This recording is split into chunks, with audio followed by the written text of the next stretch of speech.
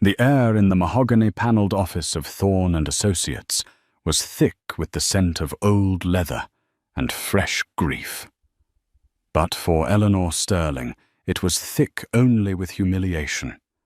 They said her husband, the real estate magnate, Richard Sterling, was worth over $900 million. For 25 years, she had been the perfect corporate wife, the silent partner, the elegant hostess. And now she sat listening to his last will and testament, a final love letter to his legacy, and a final brutal insult to her. The lawyer's voice was a monotone drone, but one phrase cut through the fog. "And to my wife Eleanor, I leave the sum of $10,000. A gasp rippled through the room. But what no one knew, not the sneering young fiancé, not the corporate lawyers, not even Eleanor herself, was that Richard's greatest trick wasn't in the millions he left behind, but in the billions he had hidden. And the key to it all was sitting right there in the one name he thought he could control forever hers. The Sterling penthouse on Park Avenue wasn't a home. It was a statement. It occupied the top 2 floors of a limestone monolith with floor-to-ceiling windows that didn't just overlook Central Park, they commanded it. Every surface was either Italian marble, polished chrome, or exotic wood that smelled faintly of lemon oil and money. This was the world Richard Sterling had built, and Eleanor Vance Sterling was its most prized and most neglected ornament. Their marriage 25 years ago had been a merger. He was the brash, ambitious developer, clawing his way up from a working-class background in Queens. She was the quiet cerebral art history graduate from a respectable, albeit not wealthy Boston family. He saw her as class, a touch of old-world grace to soften his ruthless edges. She, in her youthful naivete, had seen a diamond in the rough, a man of ferocious energy she mistook for passion.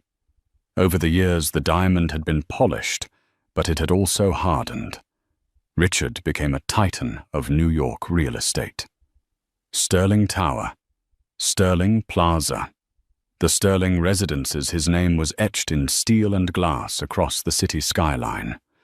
And with every new acquisition, every billion-dollar deal, a piece of the man Eleanor had married, chipped away, replaced by an insatiable, cold ambition. Their life became a meticulously curated performance. Dinners were not for conversation, but for cementing deals. Vacations were not for relaxing, but for networking in St. Bart's or Monaco. Eleanor played her part flawlessly. She remembered the names of board members' wives, knew which charities to support for maximum social impact, and could host a gala for 500 people without a single flower being out of place. But in the quiet moments, the silence in their cavernous apartment was deafening. Richard rarely spoke to her about his business anymore. In the early days, he would spread blueprints across the dining table, his eyes alight with excitement. Now business was conducted in hushed phone calls behind the closed door of his study. When she asked, he would pat her hand condescendingly. "Don't you worry your pretty head about it, Ellie. Just tell me the caterer for the fundraiser is the best." He controlled everything. Her credit card statements were reviewed by his accountant. The driver reported her destinations. He even suggested her friends, subtly phasing out anyone he deemed too independent or inquisitive. Eleanor, a woman who could once debate the nuances of Renaissance art for hours, found her world shrinking until it was contained within the gilded walls of their penthouse. The final crack in their pristine facade arrived in the form of Amber Croft. She was 28, with a law degree she barely used, and an ambition that rivaled Richard's own. He hired her as a special consultant for his international acquisitions. Soon she was everywhere. At his side in board meetings, laughing a little too loudly at his jokes at dinner parties, her hand lingering on his arm a fraction too long. She looked at Richard with a rapacious hunger that he mistook for adoration. She saw a king, and she wanted the crown. Eleanor saw it all. She saw the way Richard's chest puffed out when Amber praised him. She saw the secret shared smiles across a crowded room. She wasn't angry, not anymore. The part of her that could feel that fiery betrayal had been numbed by years of quiet neglect. What she felt was a profound, weary sadness. The end came not with a dramatic confrontation, but with the cold efficiency of a business transaction. It was a Tuesday morning. Eleanor was arranging flowers in the foyer when Richard emerged from his study, impeccably dressed in a Tom Ford suit. "Eleanor," he said, his voice devoid of any emotion. "We need to talk." They sat in the formal living room, a space so perfect it looked like no one had ever lived in it. "I've instructed my lawyer, Marcus Thorne, to draw up divorce papers," he stated, as if discussing a quarterly report. "I think it's for the best. We've grown apart." Eleanor simply stared at him. "Grown apart? Or have you simply found a newer model, Richard?" A flicker of annoyance crossed his face. He hated being so transparent. "Amber is a dynamic and brilliant woman. She understands my world." The implication hung heavy in the air. "You do not." "I see," she said, her voice a quiet whisper. "I'll be generous, of course," he continued, waving a dismissive hand. "You'll be very comfortable. We'll release a joint statement about amicable differences. It's all been handled." He stood up, adjusting his tie. He looked at his Patek Philippe watch. "I have a meeting. Marcus will be in touch with your lawyer. Just be sensible about this, Ellie." And with that, he walked out of the room, out of the apartment, and out of her life. Eleanor sat there for a long time, the scent of the white lilies she was arranging suddenly cloying and funereal. He hadn't just ended their marriage. He had liquidated it. Richard Sterling did not do things by halves. His divorce from Eleanor was as public and brutal as his corporate takeovers. His PR team painted a narrative for the tabloids, the dynamic, forward-looking billionaire held back by a staid, old-fashioned wife. They leaked photos of him and a radiant Amber Croft on a yacht in the Mediterranean, while anonymous sources whispered about Eleanor's unreasonable demands. Eleanor, guided by her lawyer, a sharp and empathetic woman named Sarah Jenkins, remained silent.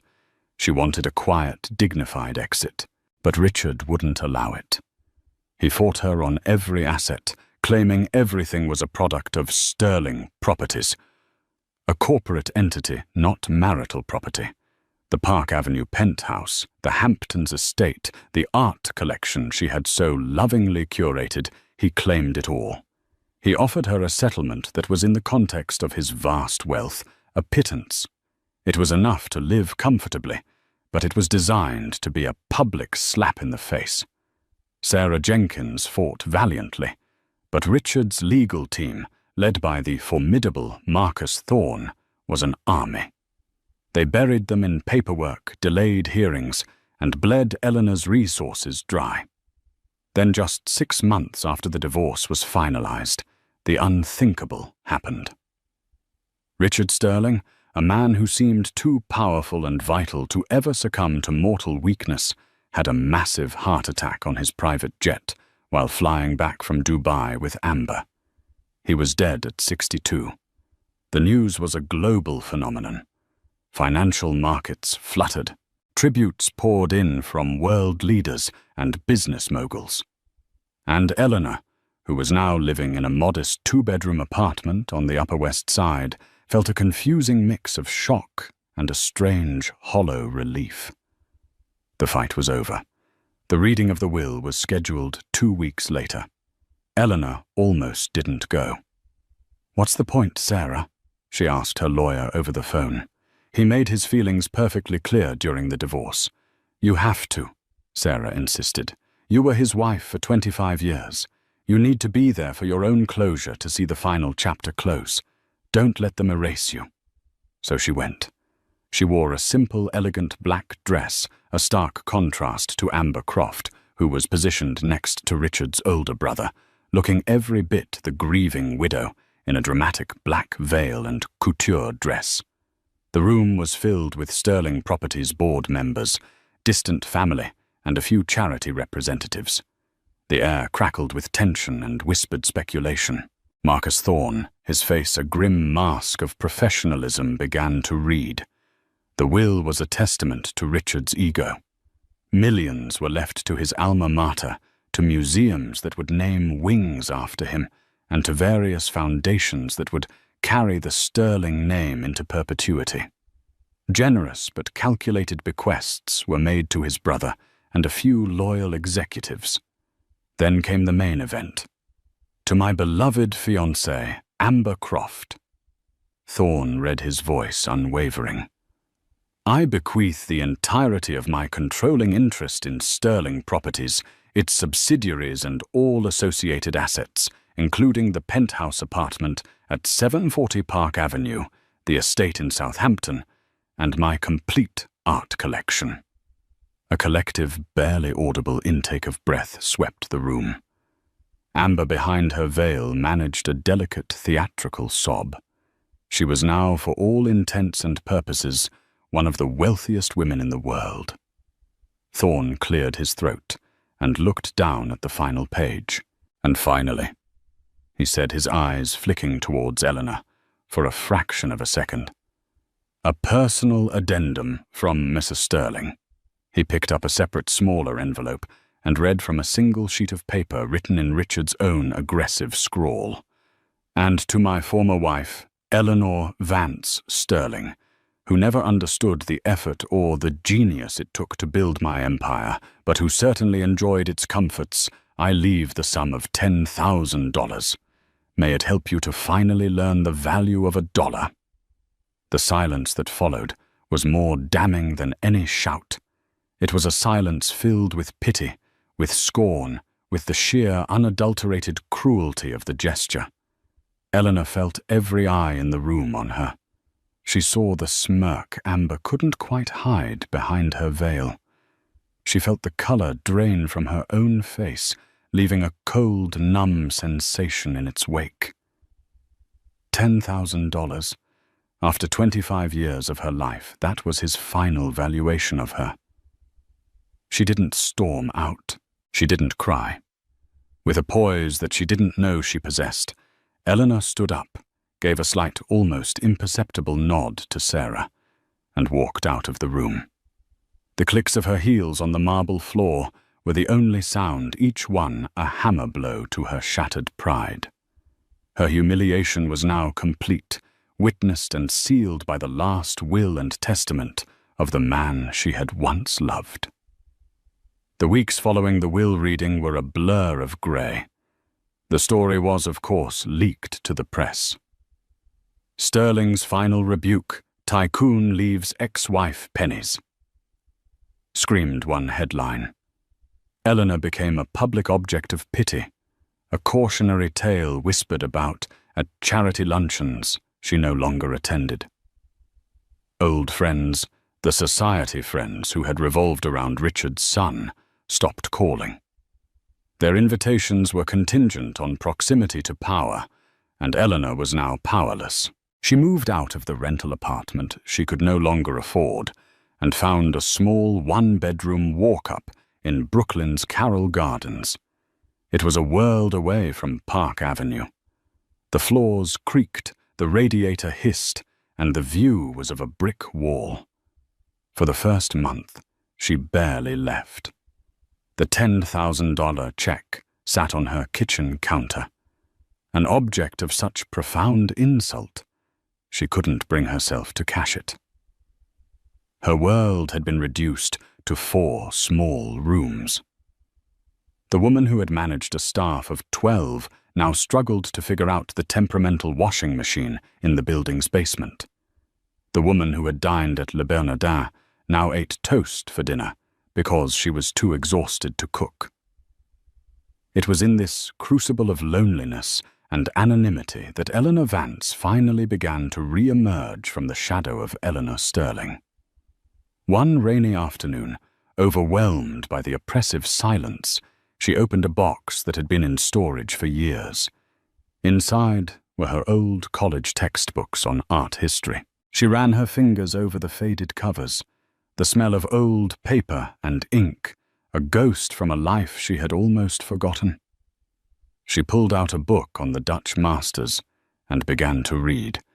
It started as an escape, a way to fill the empty hours, but slowly it became something more. She reread her old essays, her notes scribbled in the margins.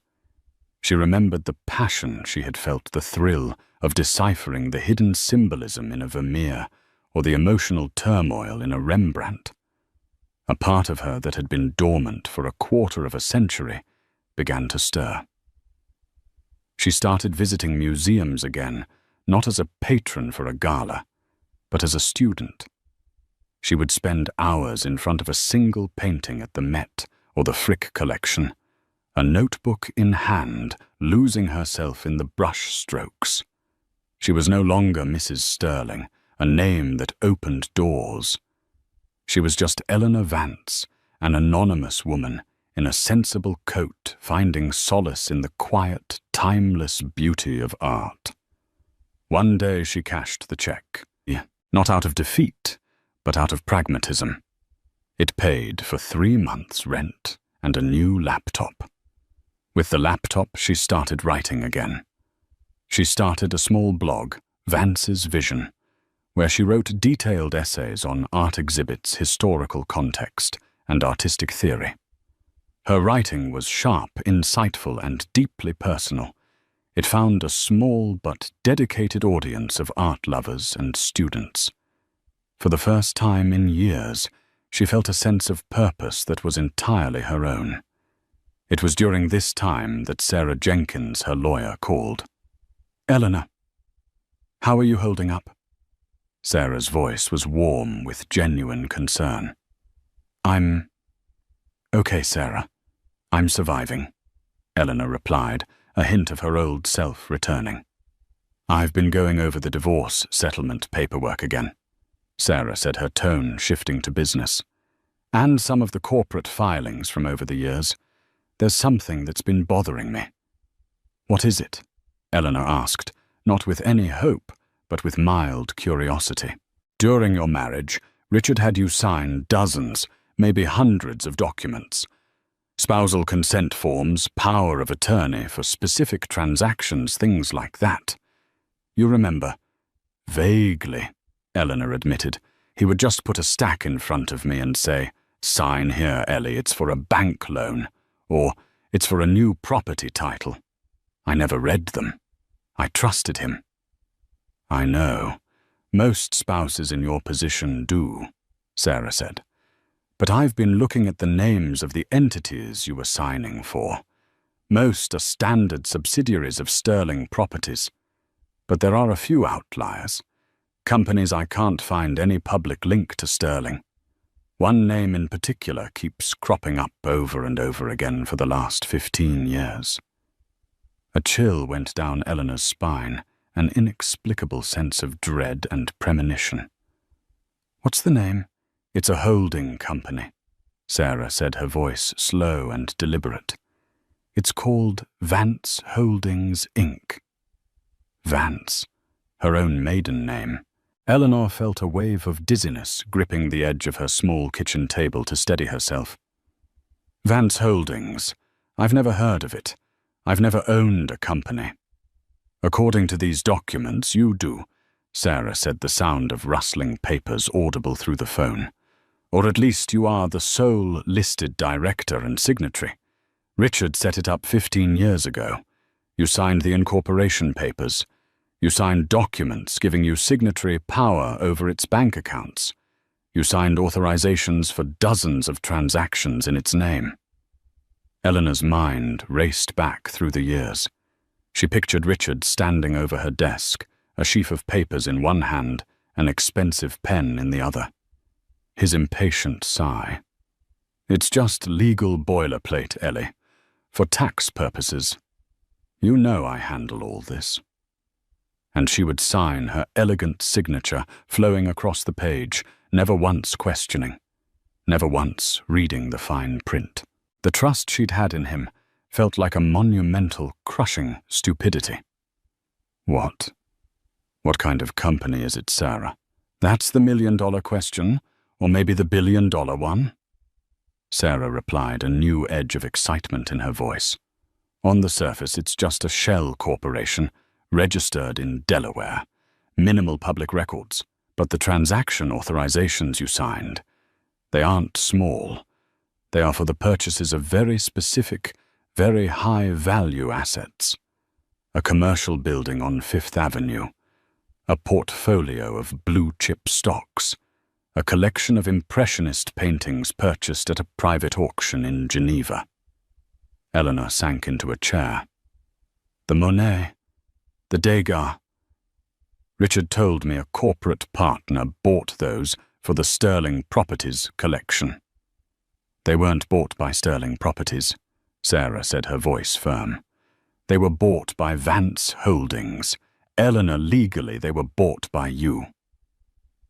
The next few weeks were a whirlwind of legal deep diving. Sarah hired a forensic accountant, a grizzled, no-nonsense man named Peterson. Together in Sarah's small office, they began to piece together the puzzle. It was like chasing a ghost through a labyrinth of corporate law. Richard had been brilliant. Vance Holdings was just the beginning. It was the parent company for other smaller entities, all cleverly named to be innocuous. EV Investments, the Vance Trust. Each one was a separate legal entity, a firewalled container for a specific set of assets. They discovered a pattern. Sterling Properties. The public-facing empire Richard had left to Amber was a giant, but it was a giant encumbered with enormous debt leverage and complex financial obligations.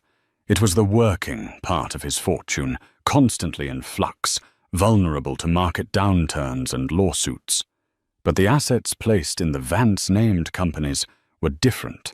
They were pristine, prime real estate with no mortgages, a stock portfolio worth hundreds of millions, completely unleveraged. Art and jewelry collections that were the envy of the world. These were his crown jewels, the solid, unshakable core of his wealth.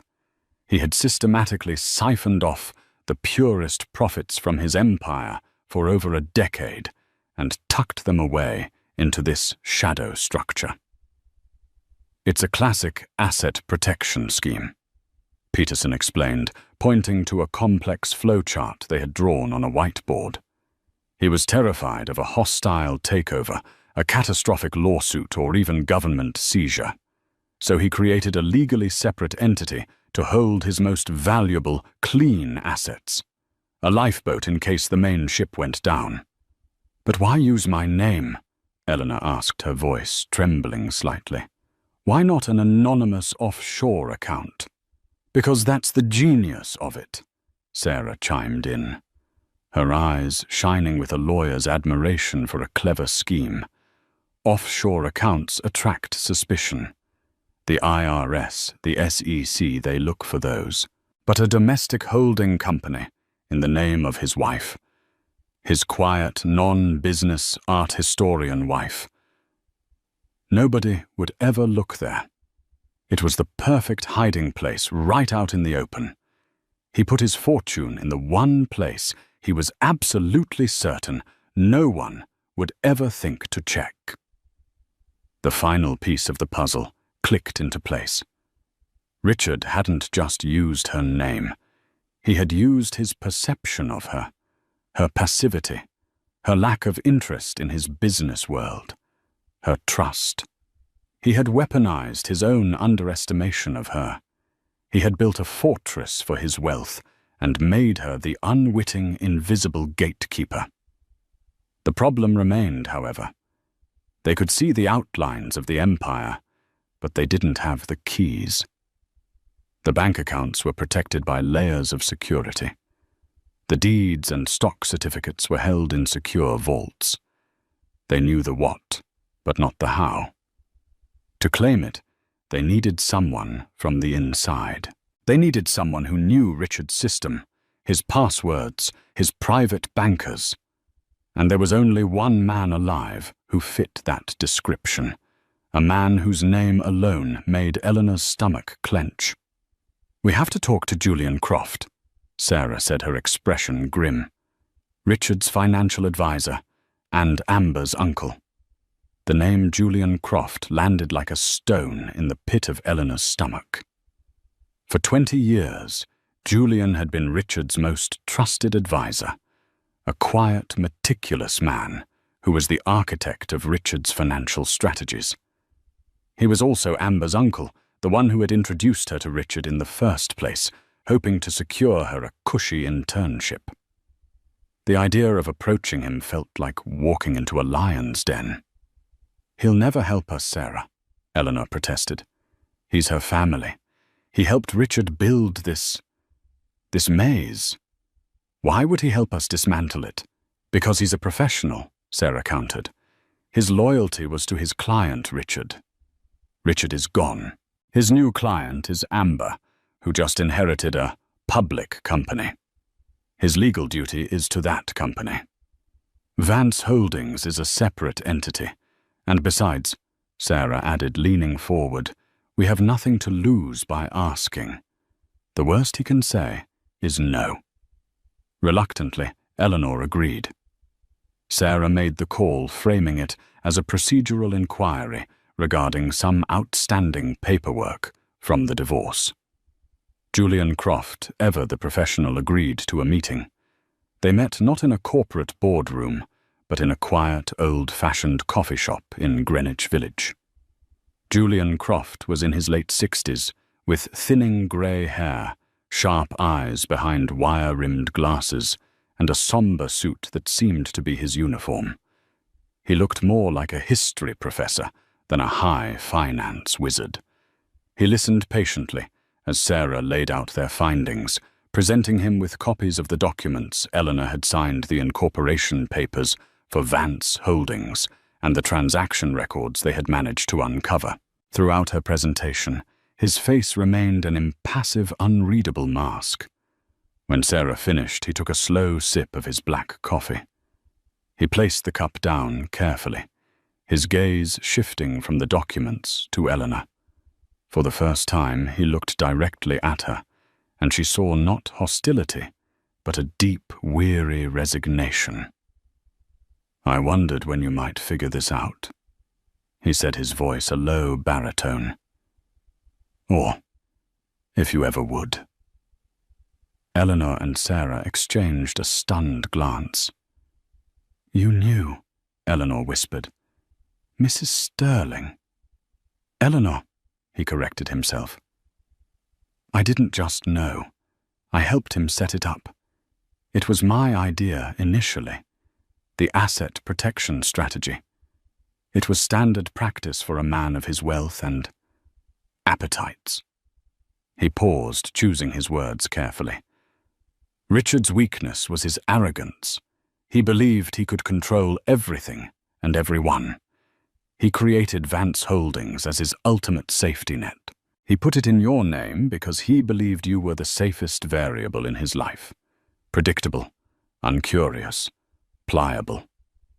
Each word was a confirmation of her deepest insecurities, yet coming from him it sounded less like an insult and more like a diagnosis. "Why are you telling us this?" Sarah asked, cutting to the chase. Julian Croft looked out the window for a long moment, watching the city rush by. "I have a niece," he began, his voice laced with a bitterness that surprised them both. "I watched her grow up. I saw the ambition in her, the same ruthless, empty ambition I saw in Richard. I introduced them thinking a man like Richard could temper her, give her direction. Instead, they amplified the worst in each other. He fed her greed and she fed his ego. He turned back to them, his eyes filled with a profound disappointment. I spent 20 years helping Richard Sterling build an empire. I watched him become a titan, and I watched him become a monster. I watched how he treated you, Eleanor. The quiet dismissals, the public slights. You carried yourself with a dignity he never deserved. He slid a single key and a small folded piece of paper across the table. I have no love for what my niece has become. She has inherited a public persona, an over-leveraged company, and a mountain of headaches. That is Richard's legacy to her. But his real genius, his real fortune, he entrusted that to you even if he did it for all the wrong reasons. Eleanor looked down at the key. It was a simple brass key for a safe deposit box.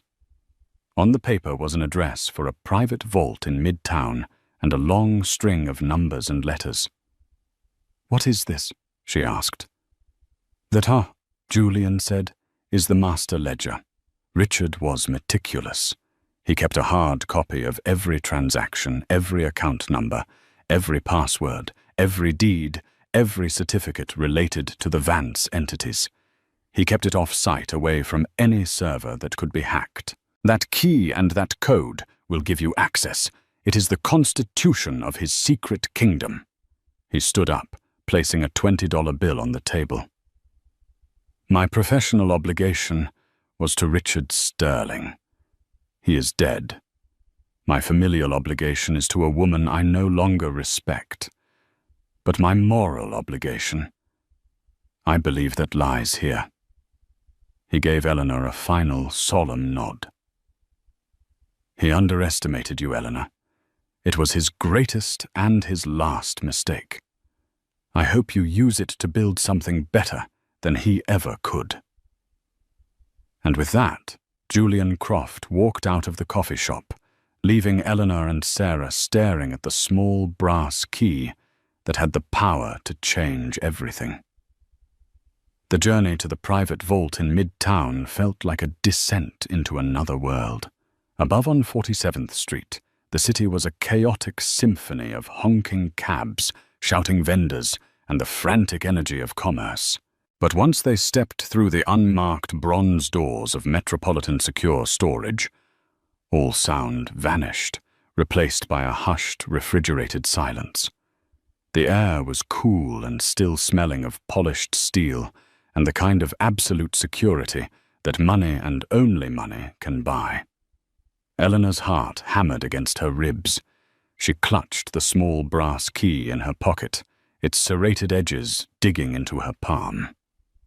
Beside her, Sarah Jenkins was a picture of professional calm. Her briefcase held firmly in hand, but even she seemed to carry a new tension in her shoulders. They were acting on the word of an untrustworthy ally to chase a ghost through his final hiding place. A guard with the build of a linebacker and the expression of a statue led them through a series of security checkpoints. Fingerprint scans, retinal scans, a password that Sarah read from her phone. Each step took them deeper into the facility's core. Finally, they stood before a wall of gleaming steel doors, a silent, intimidating grid of secrets. The guard pointed to a small drawer. "2 keys are required to open the box, ours and yours." He inserted a long, institutional-looking key into a lock. He then stepped back, indicating the second lock with a nod. With a trembling hand, Eleanor inserted the brass key Julian Croft had given her. It felt impossibly small, almost frivolous, against the massive steel door. She turned it. A solid, satisfying thunk echoed in the silent chamber. The guard pulled the heavy door open, revealing a long, steel-lined box. "The private viewing room is down the hall," he said, his voice a monotone drone. Together, Eleanor and Sarah carried the box its weight, surprising and significant. It felt heavier than its size suggested, weighted with the secrets of a man Eleanor had thought she knew. Inside the viewing room, a small, featureless space with a single steel table and 2 chairs. They set the box down. The silence was absolute. Eleanor's hands hesitated over the latch. "What do you think is in here, Sarah?" she whispered, her voice barely audible. "Gold bearer, bonds, things I can't even imagine." "I don't know." Sarah admitted, her lawyerly composure momentarily slipping. "But with Richard, I've learned to expect the meticulously organized and the monumentally arrogant." Eleanor took a deep breath and opened the box. There was no gleam of gold, no stacks of cash. Instead, there were 2 items. The first was a single thick leather-bound ledger, the color of dried blood. The second was a small encrypted hard drive. Eleanor ran a finger over the worn leather cover of the ledger. There was no title, no label, just the faint indentation of years of pressure from Richard's hand. It was the physical embodiment of his secret life. She opened it to the first page. There, in Richard's precise, aggressive handwriting, was the heading Vance Holdings, Inc., Asset Acquisitions. The first entry was dated 15 years ago. It detailed the cash purchase of a commercial building on Rodeo Drive for a price that made Eleanor gasp. Page after page, they saw it all. Meticulous entries detailing dates, prices, holding companies, and account numbers. A flowing chronological record of the secret siphoning of a fortune. They didn't speak for nearly an hour. The only sound, the soft rustle of the thick paper as Eleanor turned each page. She saw the purchase of the Monet she had so admired at a gala. The one Richard had breezily told her was a new acquisition for the corporate collection. Here in his own hand was the truth, purchased via the Vance Trust, transferred to Geneva Free Port Storage. She saw the stock purchases, thousands of shares of blue-chip companies bought in her name through EV investments. She saw entries for cars, jewelry, even a private villa on Lake Como. She never knew existed. It was an empire built in stealth, a financial masterpiece of concealment. And every transaction, every acquisition, was legally tied to her name. By the time they reached the final entry, dated just a week before Richard's death, the sheer scale of his deception had left them breathless. Back in Sarah's office, they plugged the encrypted hard drive into Peterson's secure laptop.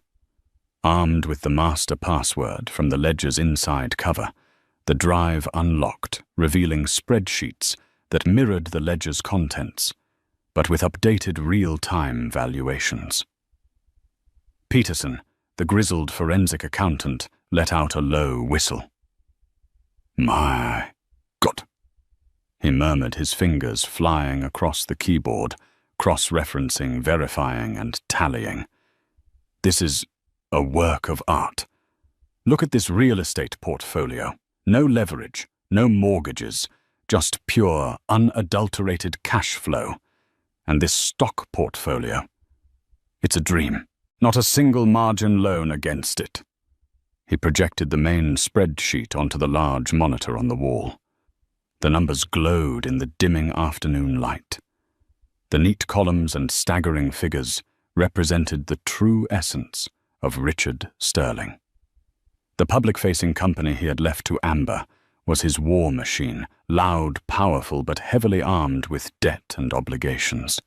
This hidden portfolio was his crown, silent, perfect, and untouchable. Finally, after another hour of intense work, Peterson leaned back, his face a mixture of professional awe and disbelief. "Okay," he said, his voice heavy. "I have a final conservative valuation." Eleanor and Sarah waited, their hands clasped on the table.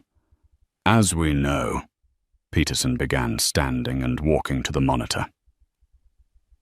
"Sterling Properties, the company Ms. Croft inherited, has a net asset value of approximately $950 million once you factor in its colossal debt. It's a massive, complex, and high-risk entity. He pointed a laser at the spreadsheet on the wall. These assets, however, the real estate, the stocks, the bonds, the art, the physical commodities all legally held under the Vance umbrella of companies, are the exact opposite. They are stable, unleveraged, and pure. And their combined current market value is— He paused, letting the moment hang in the air. $2.8 billion. The figure 2,000 tons, 800,000 £1,000, seemed to suck the very air from the room. Eleanor felt a wave of vertigo gripping the table to steady herself. It wasn't joy or triumph she felt, but a profound, soul-crushing shock. The will, the $10,000, she whispered, was the greatest head fake in history. Sarah finished for her, her voice tight with fury on Eleanor's behalf. This was his ultimate plan, Eleanor. Don't you see, it wasn't enough to divorce you and humiliate you. He constructed this entire secret empire in your name, using the powers of attorney you signed, believing you'd never look. His plan was to finalize the divorce, cast you aside, and then at his own pace use those same documents to transfer all of this into a new trust for himself. He was going to steal your own fortune from you, and you never would have even known you had it. The full monstrous weight of his arrogance, of his breathtaking condescension, finally crashed down on Eleanor. He hadn't just hidden his fortune in her name. He had made her the unwitting temporary guardian of his true legacy. He saw her as nothing more than a secure, silent vault. And his only miscalculation, the one fatal flaw in his perfect, brilliant plan, was the simple, unpredictable fact of his own mortality. He had successfully moved every piece into place for the checkmate, but had died before he could declare it. And in doing so, he had left the board, the game, and the entire kingdom to the one player he had never even considered an opponent. The reckoning did not begin with a cannon blast, but with the quiet, relentless turning of legal gears. In Sarah Jenkins' office, the days that followed the discovery of the ledger were a blur of focused intensity. They were no longer searching for a ghost. They were methodically dismantling a fortress. Sarah Peterson and a small hand-picked team of specialists worked with the precision of surgeons. Change of control notifications drafted with ironclad legal language and supported by notarized copies from the ledger were dispatched via secure courier to a dozen different financial institutions across the globe. Each document was a legal torpedo, silent and unseen, streaking toward the hull of Amber Croft's inherited empire. The first impact struck on a Tuesday. Amber was in a private viewing room at a NetJets facility, the scent of new leather and jet fuel intoxicating her. She had decided Sterling Properties needed a new G650. It was a statement, a way of announcing that the Queen was firmly on the throne. When the sales executive returned, his face was pale, his professional smile strained. "There appears to be an issue with the wire transfer, Ms. Croft," he stammered. "The funds from the Geneva account. They've been blocked." Amber laughed, a sharp, dismissive sound. "Blocked? Don't be ridiculous. There are over $200 million in that account. Try again. Tell them who I am." "We have Ms. Croft," the executive said, sweating under his collar. "The bank was very clear. They said there is a new sole signatory on the account. An Eleanor Vance." The name hung in the air, a foul odor in the pristine room.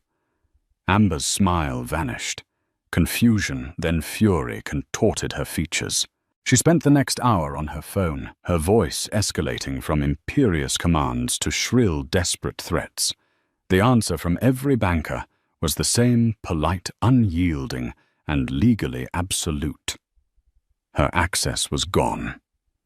Her panic-stricken call to Marcus Thorne set the next stage in motion. Thorne, ever the pragmatist, was initially dismissive. He assumed it was a minor legal snarl, a loose end from the divorce.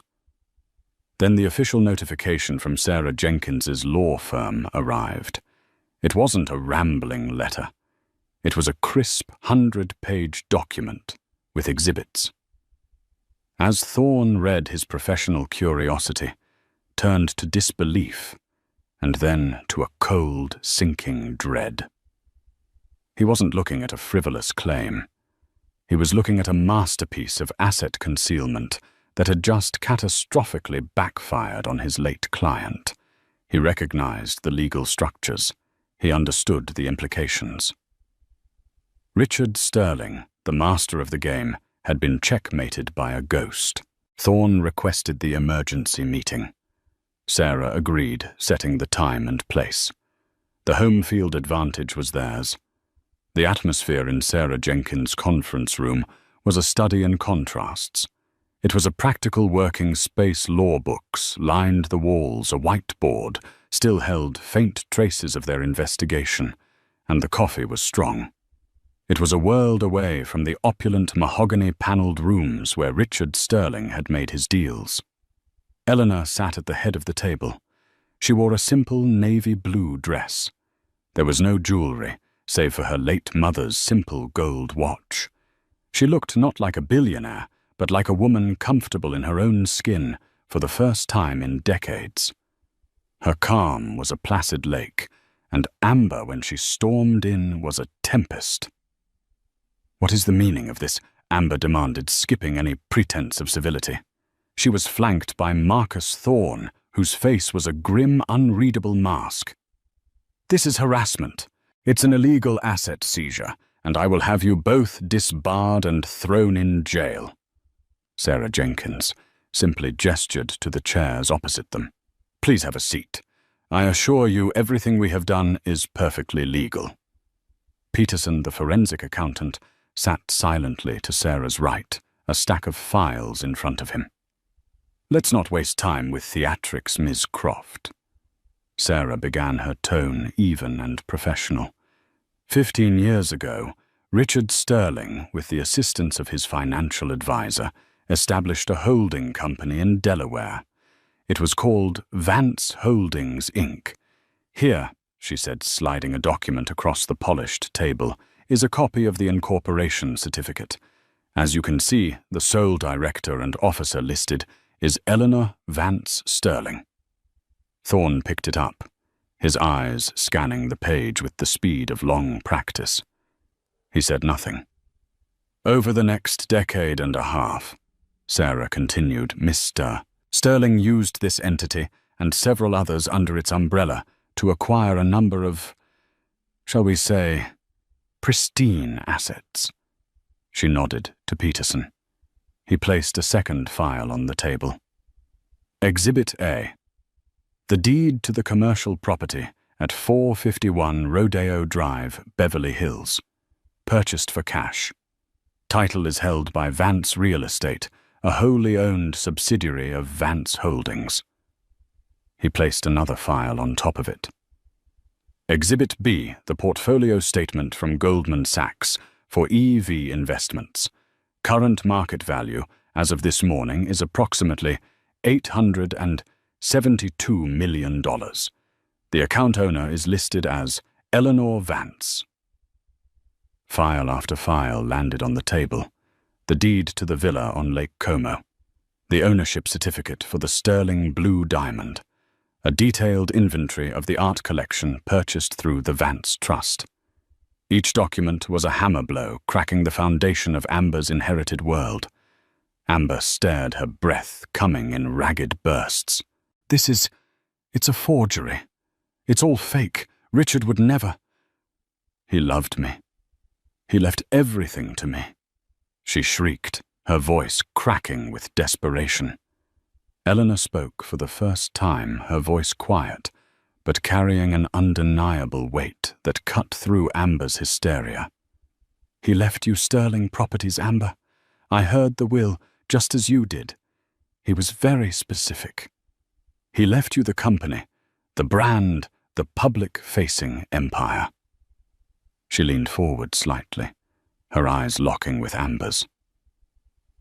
Did he ever tell you about the company's debt load? The bond covenants, the personal guarantees he made that are now tied to the corporate assets? He left you a very complicated, very leveraged, and very public job. You wanted to be queen. Well, he gave you the crown. It's just much, much heavier than you imagined. Marcus Thorne finally spoke, his voice raspy. My client's intention. Intention is a sentiment, Marcus, Sarah interjected smoothly, not a legal title. Richard Sterling's intention was to hide his most valuable assets from any potential creditor litigant or market collapse. And he chose to hide them behind the one person he believed would never look, his quiet wife. He used her name, her signature, and her trust to build a financial fortress. This is a scheme, a fraud, Amber yelled, pointing a trembling finger at Eleanor. You were in on it.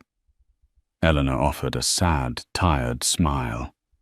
No, that was his greatest mistake. I wasn't in on it. I knew nothing. And he was so certain of that, so confident in his underestimation of me, that he never bothered to protect himself from his own death. He planned, I'm sure, to take it all back at his leisure. But he ran out of time, so the assets remain with their legal owner. Me. Peterson slid one final sheet of paper onto the center of the table. It was a summary balance sheet. At the bottom, a single number was circled in red ink. 2,814. 550,000. Amber stared at the number as if it were a serpent. The fight visibly drained from her, replaced by a grey, hollow shock. She slumped back in her chair, all the fire extinguished. She had won the battle for Richard's affection, for his public life, for his name. But she had just discovered that the entire war had been a feint. The real prize had been secretly surrendered to her enemy long before she had even arrived on the battlefield. Thorne, recognizing the legal checkmate, cleared his throat. My client will need some time to review these documents. It was the closest he would come to admitting defeat. Take all the time you need, Sarah said. The facts will remain the same. As Amber and Thorne left defeated and silent, Eleanor remained seated, looking not triumphant, but profoundly weary. The ghost of her husband, the man of immense genius and even more immense arrogance, had finally been laid to rest. The aftermath was not a life of revenge or ostentatious display. It was a quiet, deliberate reclamation. Eleanor's first act was to visit the Park Avenue penthouse one last time. Escorted by Sarah, she walked through the cold marble rooms. It was a museum of a life that was never truly hers. She didn't feel sadness or anger, only a detached sense of closure. She instructed the estate managers to liquidate everything: the apartment, the furniture, the cars. She kept nothing except a small, unremarkable painting of a Boston street scene that had belonged to her mother, which Richard had always relegated to a guest bathroom. The vast river of money that flowed from the liquidation of the Vance assets was channeled into a single, powerful entity, the Vance Foundation.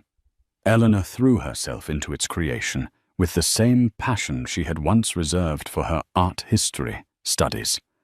Her mission was clear and a direct refutation of Richard's legacy. His philanthropy had been about ego, about etching the Sterling name onto buildings. Hers would be about impact. The Vance Foundation focused on two core principles: supporting brilliant, under-recognized artists, particularly women, and funding robust art education programs in public schools. She didn't want to buy Picassos. She wanted to fund the next Picasso. Her first major project was the endowment of a new wing at the Brooklyn Museum. When the museum board asked what she wanted it to be called, she smiled. Just call it the Contemporary Arts Wing. The art is the point, not my name. She did not move to a palace. She bought a magnificent light-filled brownstone on a tree-lined street in Carroll Gardens, a short walk from her old, tiny apartment. She spent months renovating it, not to be a showpiece, but to be a home. Bookshelves replaced gilded mirrors. A comfortable, sun-drenched studio replaced a formal, unused dining room. The walls were filled with the works of the vibrant, emerging artists her foundation was now supporting. One crisp autumn afternoon, a year after the will reading, Eleanor sat in her studio, the sun warming her face. Her blog, Vance's Vision, had become the official journal of her foundation, its essays read and respected by critics and curators worldwide. She was writing an article about a young sculptor from the Bronx whose work she had just acquired for a new public installation. She paused, looking out of the window at the children playing in the garden below. The sterling blue diamond had been sold to a private collector, and the proceeds had just funded an entire decade's worth of art supplies for every public school in the city. The Testarossa was gone, and in its place 100 scholarships for promising art students had been endowed. Richard had tried to value her at $10,000. He had built a secret multi-billion-dollar kingdom in her name as the ultimate act of control. But his true final legacy, she realized, was not the one he had written in his will. It was the one he had unintentionally given her the power to create. He had built his empire to hoard beauty and power for himself. She would use it to give it back to the world. And in that quiet, sunlit room, surrounded by art that was alive with new ideas, Eleanor Vance finally understood the true value of $1 and of a life well lived. It was a fortune Richard Sterling, for all his genius, had never come close to possessing. Eleanor's story is a stunning testament to resilience and the extraordinary power of quiet strength. It's a story about how the person you underestimate the most can often be the one holding all the cards. Richard Sterling thought he was playing a game of chess, but he never realized his queen had a will of her own. Her journey from a humiliated wife to a philanthropic powerhouse reminds us that true wealth isn't about what you own, but about the legacy you build and the purpose you find. It's a powerful lesson in looking closer, reading the fine print of our own lives, and never ever letting anyone else define our worth. If Eleanor's incredible story of poetic justice and quiet triumph moved you, please give this video a like and share it with someone who needs to hear that it's never too late to take back control. And for more unforgettable real-life stories like this, make sure you subscribe to our channel and hit that notification bell. What part of Eleanor's story shocked you the most? Let us know in the comments below.